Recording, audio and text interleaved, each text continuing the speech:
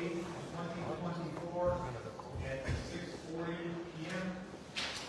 Everybody to rise and say, I pledge allegiance to the flag of the United States of America and to the republic for which it stands, one nation, under God, indivisible, with liberty and justice for all.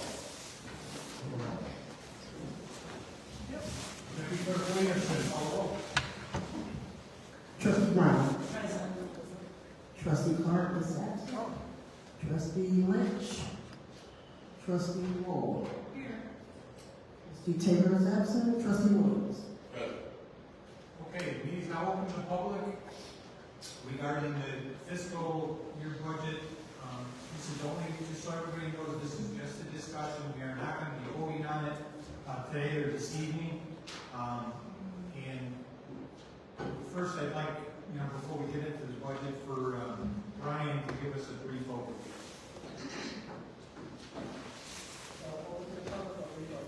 We're going to Brian do a quick overview and then we can.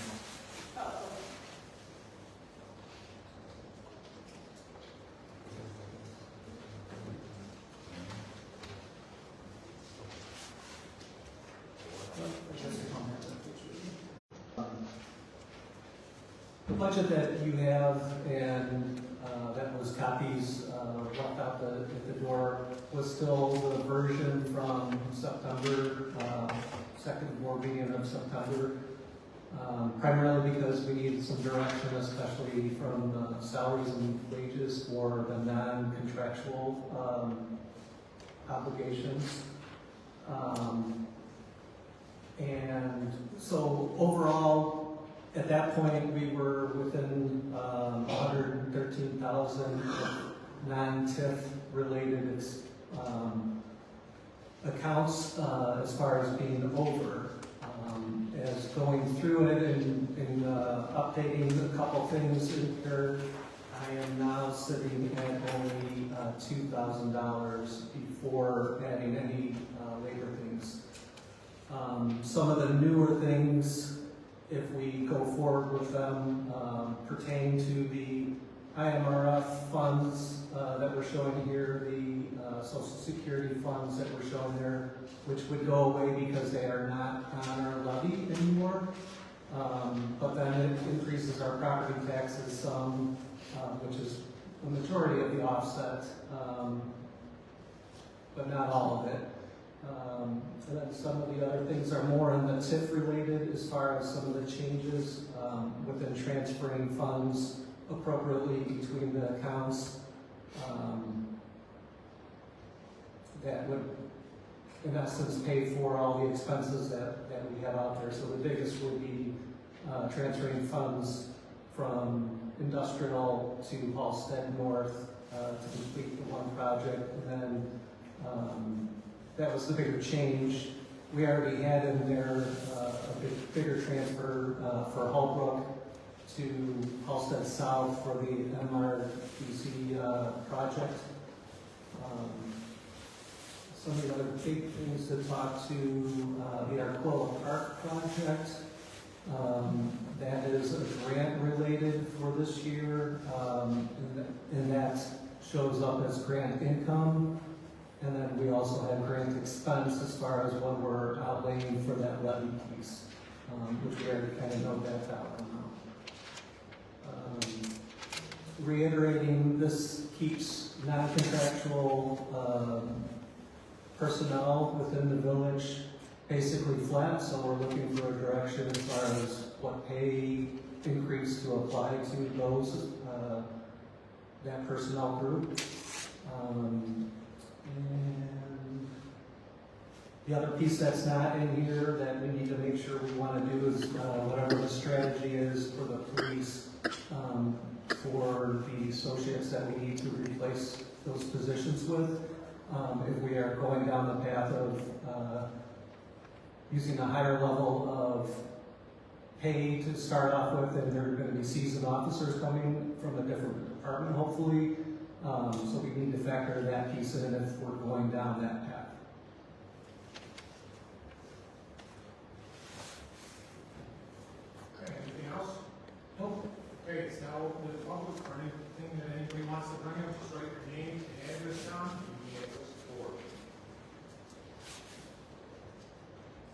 Good evening, Michelle Mosley, 337 Harper. I just would like to suggest that the public comment be at the end of the meeting, since the budget hasn't been updated. We don't know what we're going to comment on because we made comments the last time. So until the discussion happens, we won't know what questions to ask. Well, we don't have another time and a half plan. What we're looking for is just any questions that you have on the budget right now. I mean, we're not passing any, No, I know that. you know, so, But we won't be able to give our input if we don't, because this is the same budget from last month. We gave input. Nothing's changed. We won't know what's changed until the end. So we won't be able to give our input for the next round of changes until it comes before the board for voting.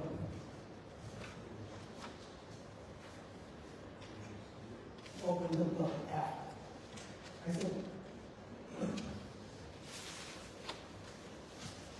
that's it.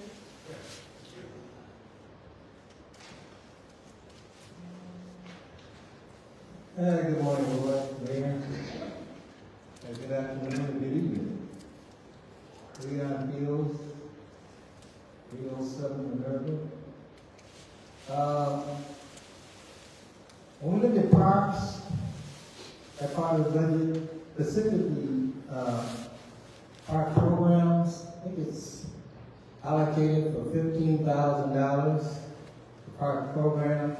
That seems super low to me, because we have a large senior population, and we also have our youth, and we don't have the programs that we had in the past. And I think we need to build up on our youth programs, and we also need to take into consideration our young adults, because if we don't give them anything to do, or if we don't have programs out there, they'll invent their own. And we see them gathering on the corners, et cetera, we need to give them an opportunity to have something to do so that they don't get into a situation. And I'm not going to waste a lot of time talking about past situations. You know, we had a rough over there at the park. We had some situations break out. So we got to consider the teams too. We have to consider the teams. And if we have to deal with the schools, we have to deal with the schools. Just a general question. Is there a contingency plan, Brian and Brian, as we move through with these budget processes? Is there a contingency plan? Contingency for, Or if we get some major situation comes up? I am very familiar with municipal governments, and we used to have public hearings. And when we had our budget public hearings, the public would often ask, well, what do you do if? We set up, and at times we have across-the-board layoffs. That's the easiest one, across-the-board cuts. I don't want to see any layoffs, but sometimes it's determined that if there's a situation, everybody takes a hit, not just one department or one situation, but it's spread equally throughout the village. You understand what I'm speaking on? So if that's not there, it may be something worth looking at. Thank you.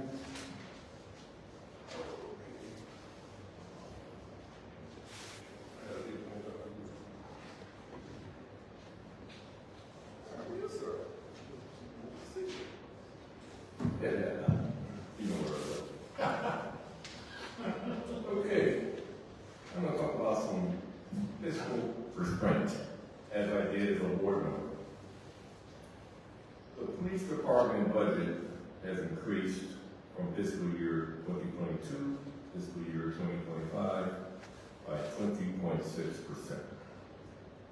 The public works department budget has increased from fiscal year 2022 to fiscal 2025 by 20.7%.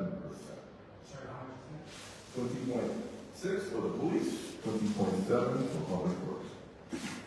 And the winner tonight is the fire department.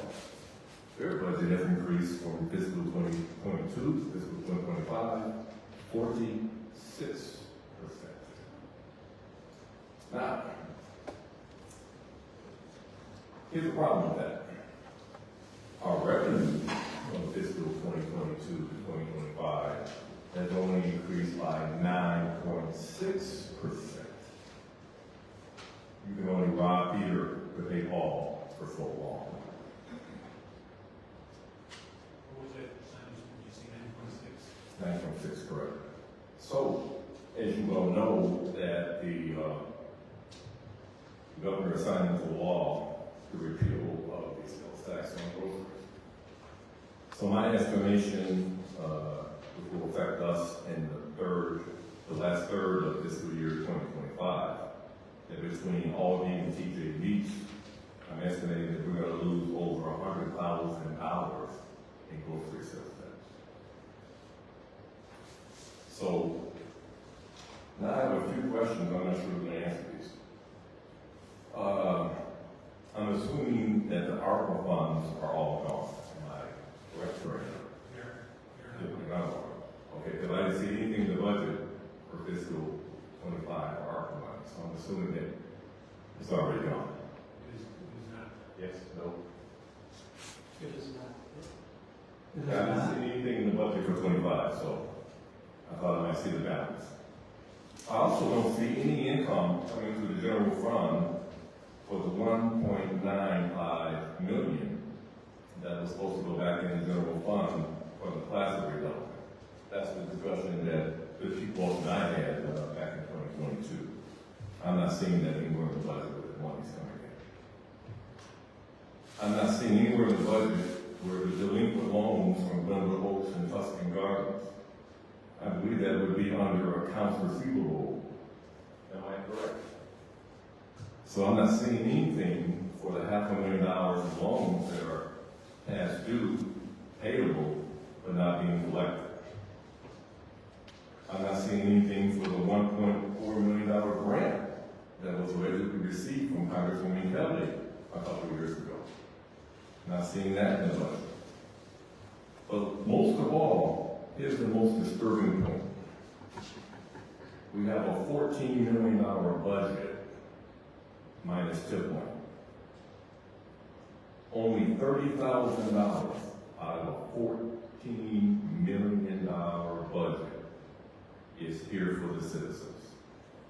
There are virtually no senior programs. The former senior director is right back here. When he was director, there were programs. Now, they just play cards or, I guess they do, close. There are 0 programs for youth job programs. So the bottom line is, out of $14 million budget, 0.2% of 1% is going to the people. The other 13.97 million is not. People just got hit with large increases in their tax bills. Mine went up $2,600. People should have services when they're paying 6, 8, 10. I did an appraisal in the estates, the taxes were over $12,000. The gentleman sold his house. He moved to Sherrville where the taxes were going to be $3,000. And Sherrville has a park district. Sherrville has a shopping corridor along Route 44. Thank you.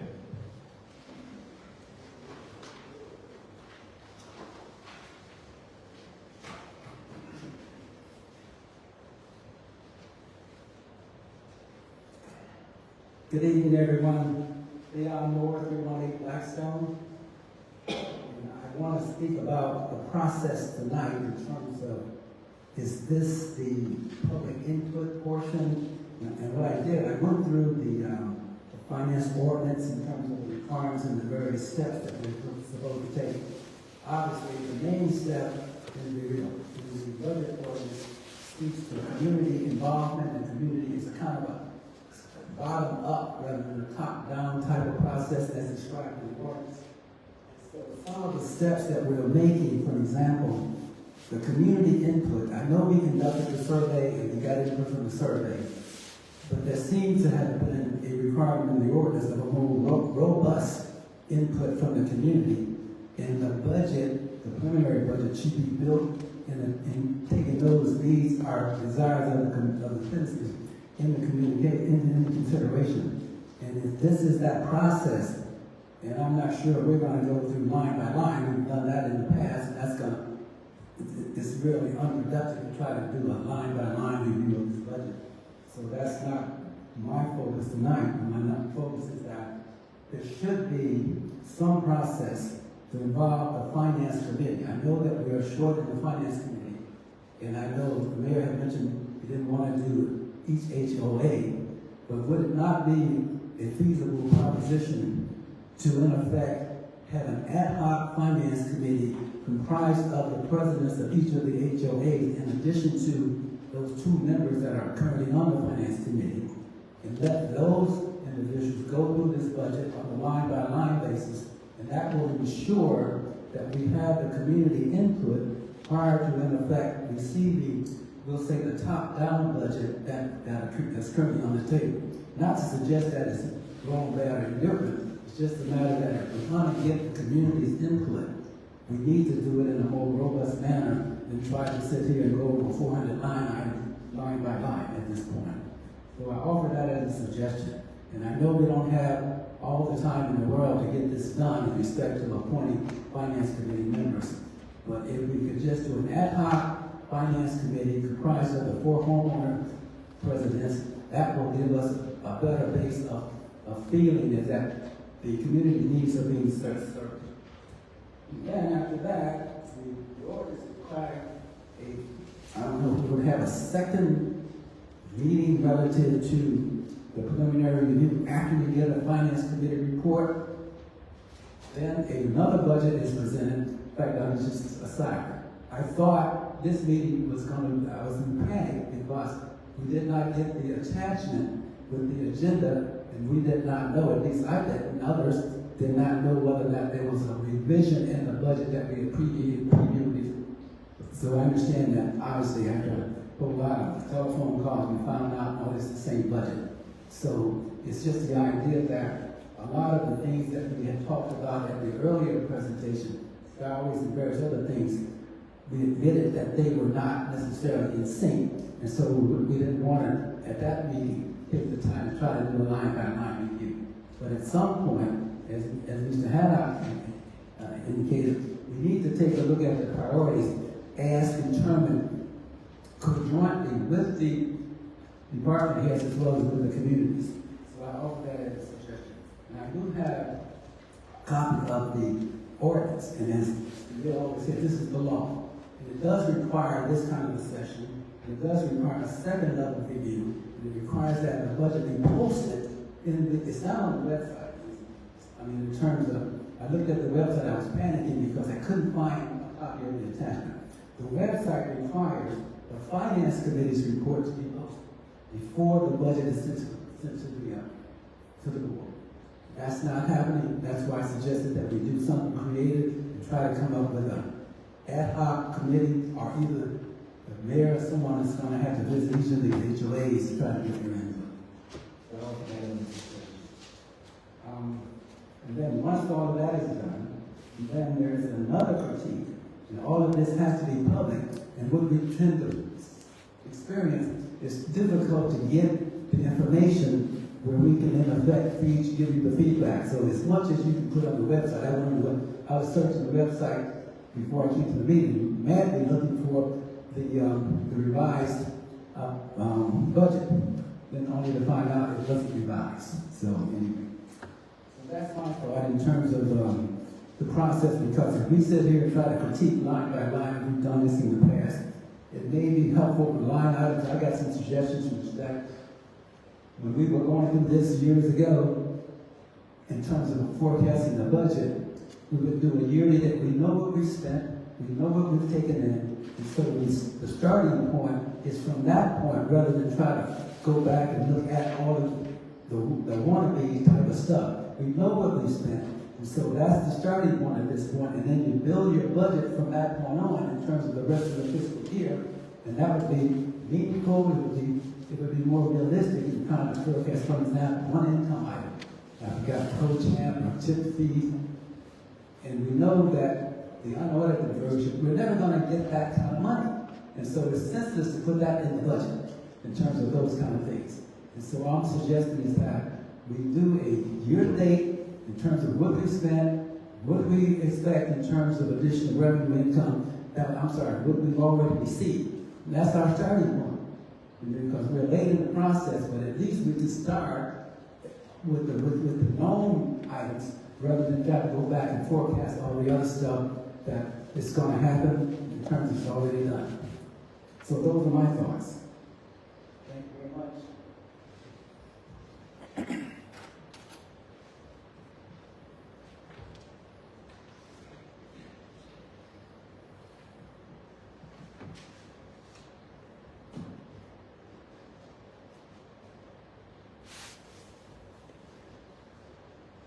Anybody else wishing to address the board?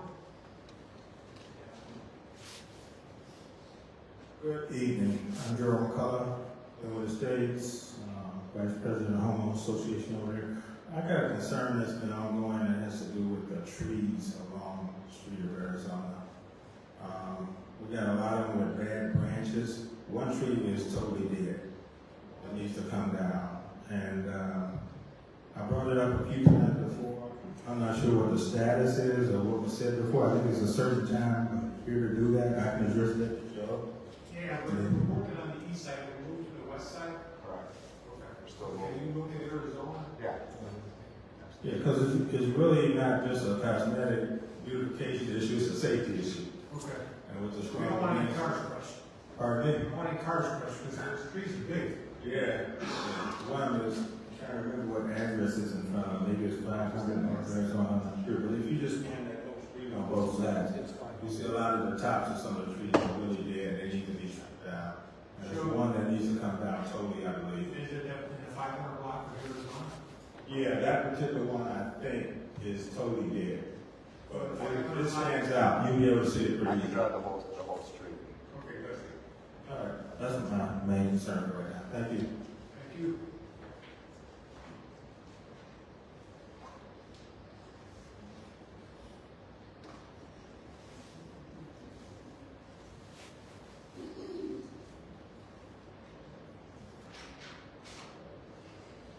Anybody else wishing to address the board? Yes, sir. Good evening. Murdoch, 702 West Wisconsin. My concern is that I'm hearing a lot from the audience about the budget, about the youth programs that are not in existence. And my concern with the budgeting, not that I have the figures laid out like they do, but I just like to address you, Mr. Gardner, and that is to ask you a direct question for a direct answer. Based on the budgeting that you're hearing, are you specifically knowledgeable of the exact numbers, or are you just taking the word of your advisors telling you this is what it is and that's etc.? Because if you're just taking the word of the advisor who's saying this is what it is, and you don't know yourself specifically, you could be putting yourself in liability in harm's way. And certainly don't want that to happen to you, you know what I'm saying? And so I just asked you the question, do you really know specifically yourself, or are you just taking the word of your advisors who tell you this is what the budget is? I get involved, but I don't get involved in line by line item, line by line basis until we have the version. So I do have input, obviously, and I do review everything, but I don't go line by line until we have gone through the process. So I do go line by line prior to coming to the board for. Well, I asked that simply because of the fact that I need to know specifically that you are certain that you're aware of what's going on, because just like the gentleman said about the trees in the community, come time for election, just like they do in the big cities, everybody wants to start sprucing up and getting everything done, as opposed to the 3 or 4 years beforehand. They don't do the things that they should do, but there's a budget for them. Okay, so once again, I just want to know from you specifically, that you know for a fact that the budget is accurate and not just based on the census of someone telling you that it is? I trust the department heads. I'm not gonna go through receipts and add into those type of numbers. I'm not gonna be that far in detail. I have to trust the numbers, obviously, that I get. But as far as I do go line by line, but once, before it gets for the approval process, I do go line by line.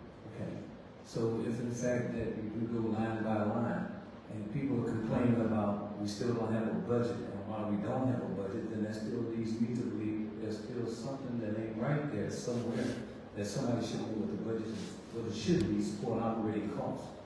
Okay, so if we don't have that, then what do we have? We're working, without knowing the numbers, and we're spending money without knowing what we should be spending or shouldn't be spending. So just entrusting you as the mayor and the person that you have, treasurer, whomever, that's supposed to make sure that everything is accurate, you shouldn't have to go through this every time somebody saying we still don't get the answers. That's all. So can you make it a point that when the budget hearing is at its final process, rather, that you yourself can say, I put myself approval on it. Absolutely. Thank you, I appreciate that. No problem. Anybody else want to address the board? Okay, would somebody like to make a motion to adjourn? We have a motion to adjourn, or any questions? Sure. To satisfy the residents that are here tonight, I'm thinking that we're looking for more feedback from you all tonight concerning the budget. I know several of you have made concerns at previous meetings, but I think this was a chance to allow everyone with advance notice and to give input into the budget so that this can kind of be comprised and refigured to represent. So if anyone has anything that they would like to present, maybe, or I know you said after the meeting, I but thought he was going to kind of explain the changes that are going to happen because we don't have any changes before us. so I think what we need to do is collect all the data, all the changes and recommendations that come from the public. I think that's what Mr. Wilkie can kind of hear a little bit. I know some of you have shared at previous meetings, so I guess if anyone else has any, that would help us to move the process along. Well, this is my first meeting, so I'm just listening in, and next time I will speak. But I heard what I heard, and I told you this, yeah, Bridge Bay, the Hawaii. Yes, so this is my first meeting. My name is TC, first name is TC, Bridge Bay, last name. And BRITTON space BEY, Bridgeton Bay. And there's a lot of things that, I've been out here for like 6 years. I retired from Chicago Fire Department 6 years ago. I noticed your shirt. And I see how things operate out here. And I know this is a village, Chicago is a city. And for my taxes and all of our taxes went up the way they did for the reasons that they did. I'm not good with that. And there's a lot of things can be done. And I understand we're in a rural area. I grew up in the city, so I'm used to lights, bright lights and all this stuff like this. But I'm also used to knowing where I'm going. So just off Lansing Road, if I'm gonna make a turn on Dante, I don't want to run into any one house. I think that we should have the curbs painted with some highlighted paint so people not run into any one house or anything like that. But there's a lot of things need to be done, like the gentleman said right here, the trees. There's a lot of old trees in the area. And when the wind blows, they're falling down.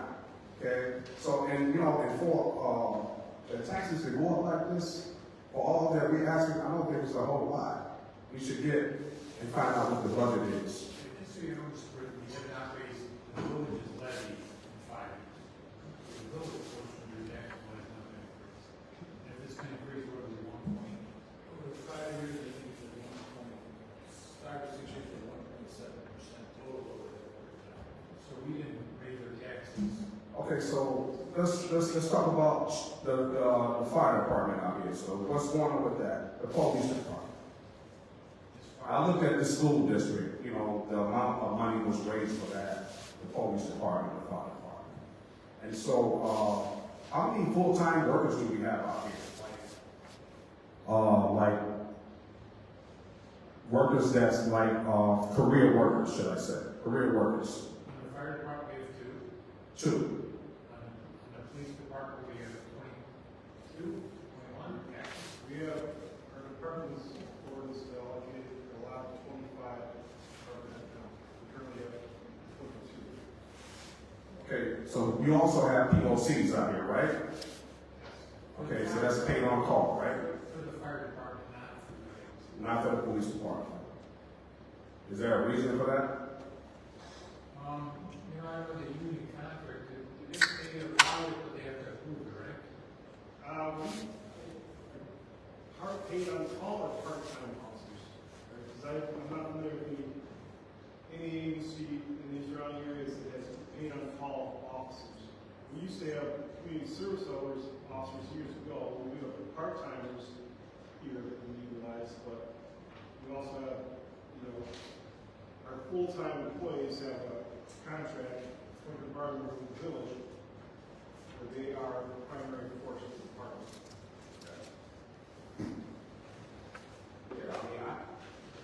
And I do understand this is a village, it's not a city, okay? And the population is what? 9,000. Around 9. And I understand, you know, this is a nice area, that's why I moved out here. I just want to get away from the city. So I've been out here going on like 7 years now. And I love being out here, but I don't like what's happening out here. Like we have wildlife that's running around the areas, raccoons, skunks. I never saw a skunk in my yard since I've been out here. So there's a lot of stuff going on out here that I think need to be addressed. And I understand that you guys don't have an animal person anymore. And I think maybe you guys should hire somebody for that.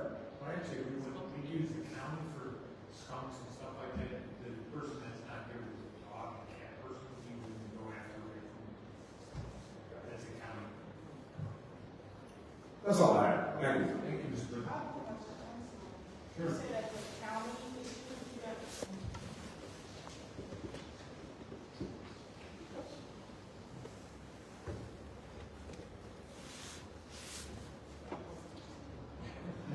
My name is Kyla Trion, Adrian Miles Animal. First, you were saying about the things, the wild animals and all that running around in your raccoons and stray cats. You said it's a county issue. That's okay, cats and dogs we monitor, but like raccoons, hedgehogs, like hedgehogs and plants. You know, those different things, the county will come out with those traps. You know, to catch the animals. Skunks have been a new, and I saw the first skunk ever, and I've lived here forever. And I thought the first time I was walking my dog, I saw a skunk going from one bush to the other. First time I ever saw it, didn't spray me, thank God. But, it's the first time I saw it. And I live across the field. Okay, so then what did you do? As far as the skunk goes, I only saw it one time and probably went back across the, I live across the street from a field. So he probably just wandered over and wandered back. I haven't seen him since. You're in the neighborhood. 6 or 7 months. Like you said, you're in the neighborhood. But straight, now cats, I don't like cats. I'm petrified of them. And I've seen cats in my yard, under my parks. What do I do? You know the village. But are these, it's like your neighbor feeding cats? Because we've had that. Not that, because my neighbor on this side, my neighbor behind me have a dog. So I'm sure. Because we've had problems with them where we have to get involved in people trying to be nice to the cats. It's like, so that's not the case. We've had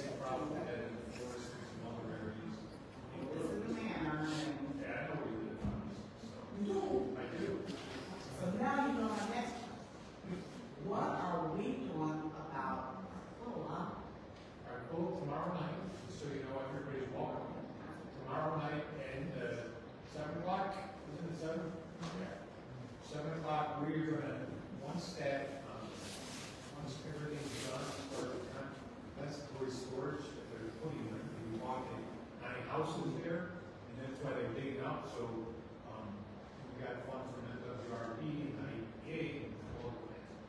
So the meeting tomorrow night is about what the residents want.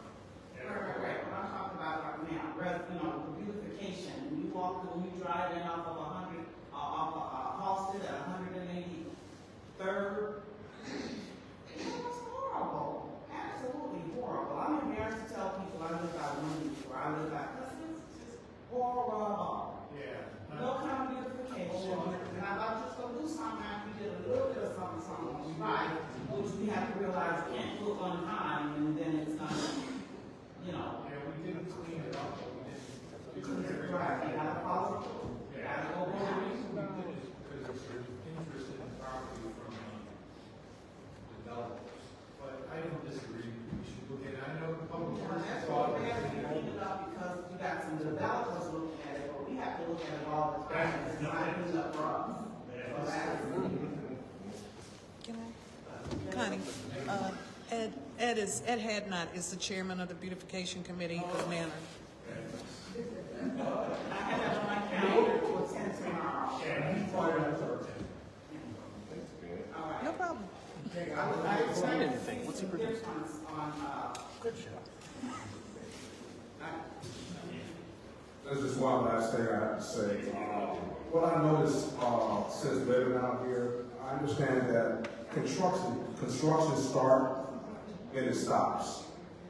Yeah, that is, So- just so you know, that is not our project. Are you talking about the bridge? I'm talking about the bridge. We've been on it as much as we can as an IDOT project, that's not a village development project. But you guys have nothing to do with that. Nope. We try and push them along, there's no question about that, because we don't have, they started the project, they stopped it for, 2 or 3 years. Right now, they're putting pylons in and those type of stuff, so they tell us that the project will be done before winter. Because last year, we had to move the barriers over so people would come through, but they have told us. But again, we have no input whatsoever, it's an IDOT project, they do what they want, they delayed that project, they said they couldn't do forest preserve, and they had problems. So you guys have no say so, right? The only thing we can do is keep in touch with them and tell them this is what we would like. But we don't have any hammer unless we sue them.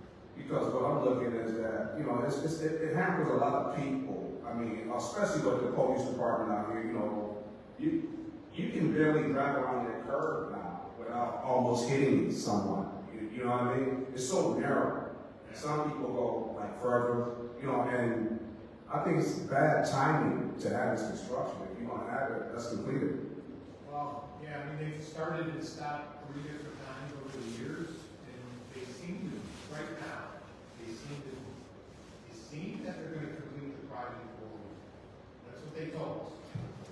So, but the village of London has nothing to do with the project. We didn't hire any contractors or anything. Okay, thank you. Mr. Mayor, I don't have anything that I want to say to you. I'm the best of fields. I live over Minerva, and you all know how I am. I want to tell the mayor and trustees, if you all listen to what Mr. Moore told you about what you need to do with the stuff before you go and make it the budget, if you all do that, it will be all right, right? And then we'll have to be upset with y'all, right? If y'all have somebody like me that has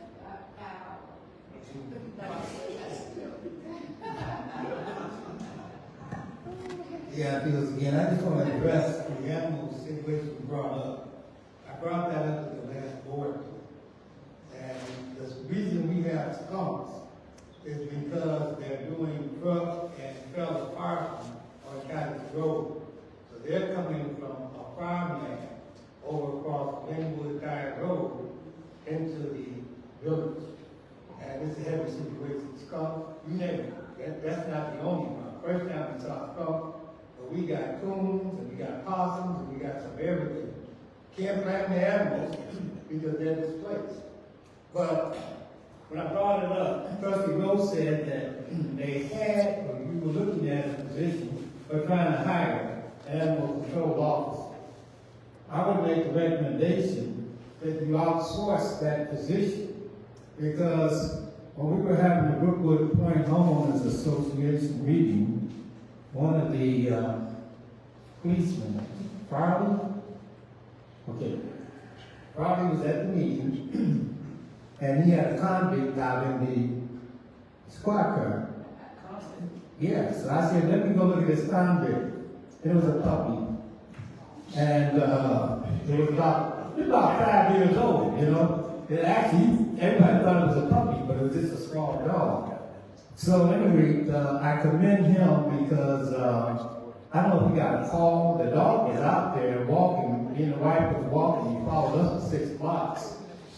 And he picked up the dog. I directed him to a person who we had a conversation with. He said, yeah, I know this dog, blah, blah, blah. And he took the dog to that person's house, and that person directed him to the owner's house. And he was able to take that dog to the owner. And I commended him publicly for that, because that we were quite concerned, especially with animals, and that was a good act. But we do need that officer, you know, so it might be worthy to outsource that position, because we've got people, yeah, but we got people, unfortunately, who are feeding wildlife, and it's creating situations. Then we got people who let their dogs and cats roam the street. And so what we have is, we have poop all over the place. We have situations where we have animals that steal the daylights out of you. You're not expected to come out your heads, et cetera, et cetera, et cetera. So we have raccoons. We need to have that position filled. It would help a lot. And for a policeman to stop to take the time to pick up a stray dog like that. I think in his report, he reported there were 9 strays in that particular month, in 1 month period. It's possible. We get calls for loose or lost dogs. It's not uncommon. Yeah. We always prioritize trying to bring that dog to the owner as a first step. But if we can't do that, we have to look at housing, our public works facility, we'll hold them for a few days, hoping that the animal's owner will contact us. But oftentimes, unfortunately, we send a lot of dogs to the van. So after that, there's so many times, there's so much point here and there, and we'll transfer them to the main society now. Yeah, and they do abandon dogs in forest reserve quite often. If the dog needs an operation, up in thousands of dollars, they take them to the forest and they let them loose, then they run over into the point. So we need that position filled. So we're looking at it out. So. Excellent idea.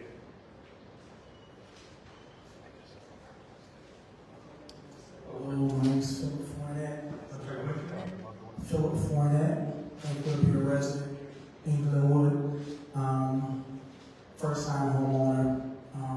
Thankful for my mom passing the house down to me. But doing my best here in the neighborhood. But I'm addressing also the situation with the wildlife situation. I had a situation last summer. There were actually 2 snakes in my front yard, 2 snakes around the porch area, and my wife was terrified. And I called the police, and they said there was actually nothing they could do about it because I forgot what association it was that, doesn't let you, exterminate the snakes or what have you. But yeah, if there could be someone who's able to at least, get them away from the property. They may be attracted to, I guess, the frogs that are in the grass after it rains or whatever. But yeah, if we can't, kill the snakes or do anything with it because of regulations, at least someone that can. And also, I think I've been on the waiting list for forever to get my tree trimmed because they're really hanging down and a lot of debris after thunderstorms and things like that. 805 West Sunset Drive. 805? Yes, sir. Yes, sir. Joe, can you look at that tomorrow? 805 Sunset Drive? We have it's great that things are developing around the area and things like that. Yeah, like how Homewood's developing things. But I do have quite a concern with them, you know, doing this casino down the street. I think it's gonna like attract a lot of unwanted company in the area. So I just think it's just good for like the law enforcement area just to be on guard, going through the neighborhood and everything like that for when that, you know, gets up and running, how things are gonna be. I mean, it's already kind of rambunctious around the area with the Chugga Park over there. So that's all. Okay, thank you.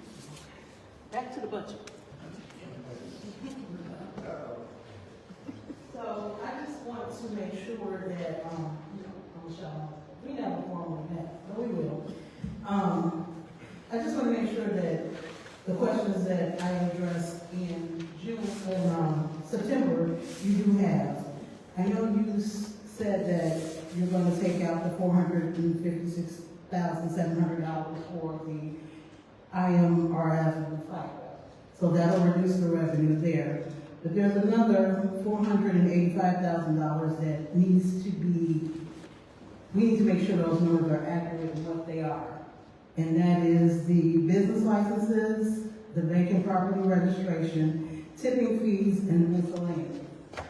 That adds up to $485,000 in revenue that, before it's voted on, I would like to know exactly what those things comprise of and how realistic those numbers are.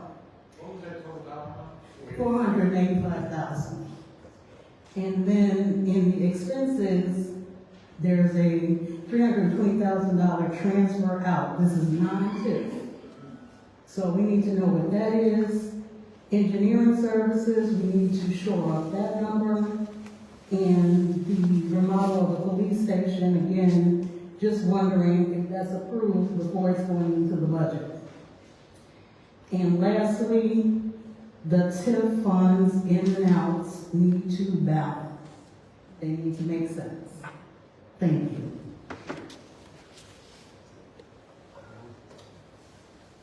Anybody else want to address the board? The trustees have any questions? Okay. Somebody like to make a motion to adjourn? So moved. Trustee Roll. Second. Trustee Brown. Any questions? Trustee Clerk Williamson, call the roll.